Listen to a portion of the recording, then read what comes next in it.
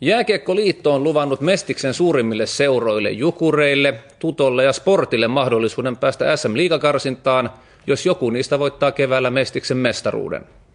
SM-liigan johto on ollut yllättynyt siitä, kuinka hyvä taloudellinen tilanne Mestiksen kärkijoukkueella on. Vaasassa edes lumimyräkkä ei estä paikallisen Sportin aikeita päästä paljon spekuloituun SM-liigakarsintaan. Vaasassa ja muilla mestispaikkakunnilla ollaankin kummasteltu, miksi SM-liigakarsinta on lähes vaiettu kuoliaaksi. Liigakarsinnan päivämäärät ovat olleet hämärän peitossa ja ihmetystä ovat herättäneet myös SM-liigan johtohenkilöiden vähättelevät kommentit mestisseurojen mitättömistä mahdollisuuksista nousta liigaan. Perjantaina alkoi kuitenkin tapahtua. Jääkiekkoliitto tiedotti mestisseuroille, että liigakarsinta pelataan, jos Mestiksen voittaja on Jukurit, Tuto tai Vaasan Sport. Ilman muuta se antaa lisää energiaa ja motivoi varmaan kaikkia pelaajia ja kaikkia ihmisiä niin kuin tässä seurassa ja sitten myös faneja niin lyömään kaiken sekaan tähän kiekkokevääseen ja toivon mukaan tästä tulee kaikki aikojen niin kuin kevät vaasalaisessa jääkiekossa. Yle Urheilun tietojen mukaan SM-liigan johto ja Jääkiekkoliiton johto ovat yllättyneitä siitä, kuinka hyvässä tilassa Mestiksen suurimpien seurojen talous on. Turkulaisessa Tutossa hihat on kääritty kevään SM-liigakarsintaa varten jo 3 vuotta sitten. Perinteikkäässä turkulaisseurassa vakuutetaan, että taloudelliset taustat jopa mahdollista liigapaikkaa varten ovat viilausta vaille kunnossa. Meillä on erinomaiset olosuhteet Kupittaalla. Meillä on hyvin vakavarainen seura. Meillä on nämä oikeudet, joita SM-liiga vaatii. Lisäksi tämä meidän urheilupaketti, jos mietitään edustusjoukkuetta Mestiksen kärkipääjoukkueena, ammattilaiset sen taustalla tekemässä sitä ja lisäksi meidän junioritoiminta. Mun mielestäni me täytetään ihan samalla tavalla nämä SM-liigakriteerit, kun tässä ihan varmasti myös 2 muuta mestisjoukkuetta. SM-liigan häntäpään ja Mestiksen kärkijoukkueiden pelillistä eroa ei pidetä kovinkaan suurena. Urheilullisia eroja ei ole juuri ollenkaan, kun puhutaan itse urheilusta. Niin ei ole. Pelillisiä eroja saattaa olla, että siellä on pikkasen kurialaisempaa, täällä on ehkä vähän raikkaampaa. Jos liigan tyvipään joukkueet myy parhaita pelaajiaan pois, niin todennäköisesti silloin näissä karsintaotteluissa niin mestisjoukkueilla on täysin mahdollisuus voittaa liigajoukkueita. SM-liigan jumboksi on jäämässä jälleen kerran Kalpa, joka ei silti putoa liigasta, vaikka häviäisikin mahdollisen liigakarsinnan. Liigan johto on vedonnut Kalpaan, ettei se myisi pois avainpelaajiaan, vaan ottaisi mahdolliset karsinnat vakavasti. Kalpa ei kuitenkaan noteeraa liigan johdon ohjeita, vaan on jo myynyt pelaajiaan. Muun muassa paikallinen Savon Sanomat uutisoi perjantaina, että lähdössä olisi myös maalivahti Kimmo Kapanen. SM-liigassa saattaa siis ensi kaudella joukkueen määrä lisääntyä 15. Liigaseurat eivät missään nimessä halua, että joukkueen määrä nousisi 15. Tämä aiheuttaisi ongelmia muun muassa sarjaohjelman laatimiseen. Tässä siis illan teemamme ja tervetuloa studioon Vaasan Sportin puheenjohtaja Henri Lassila ja Mikkelin Jukureiden puheenjohtaja Jukka Toivakka. Kiitos. Aloitetaan Mikkelistä. Mites Jukureilla tänään tuli tappio kotona jatkoajalla Kiekko-Vantaalle 3-4. Mitäs puheenjohtaja on mieltä? No joo, näyttää siltä, että meidän haasteet tällä hetkellä on enemmänkin tuolla urheilullisella puolella, että peliä toki pitää parantaa, jotta kauden päätavoite saavutetaan. Ja eilen sitten Vaasan Sport otti rutiinivoiton 4-0 ja siihen täytysti puheenjohtaja on ollut hyvinkin tyytyväinen. Tietysti 2 pistettä on erittäin tärkeää. Mennään tähän illan teemaan nyt sitten. Meillä oli hyvä pohjustettava juttu tuossa äsken ja otetaan grafiikalle heti. Eli katsotaan nuo SM-liigan nousukriteerit, joita on 4 kappaletta ja ensimmäinen vaatimus, joka on ehkä nyt se tärkein ja se koskee sitten liikevaihtoa. Saadaanko se ruutuun? Tässä. Eli siis SM-liiga vaatii, että Mestiksen mestarille pitää olla realistinen mahdollisuus saavuttaa liiganousun myötä 2,4 miljoonan euron liikevaihto.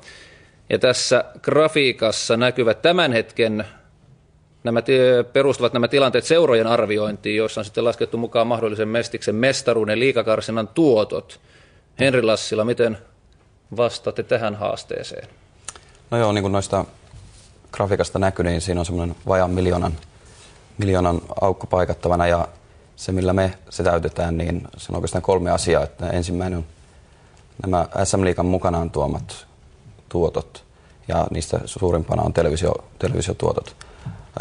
Toisena on sitten luonnollinen pääsylippujen ja kausikorttien lisätuotto ja 3. on sitten yritys- ja yhteistyötuottojen nousu. Ja nyt täytyy muistaa, että tällä hetkellä me myymme Mestis-brändiä ja ollaan onnistuttu siinä noin 1,5 miljoonan euron arvoisesti ja liigabrändi on taas huomattavasti paremmin myytävissä. Niin tämmöisten kriteereiden täyttäminen, se on takulla haasteellista. Mutta SM-liigalle on kuitenkin tarvitut dokumentit, ne on nyt jätetty. Ja nyt olisi oikein mukava tietää, että millä keinoin Mikkelissä nostetaan tarvittaessa liikevaihto sitten ihan vaaditulle tasolle.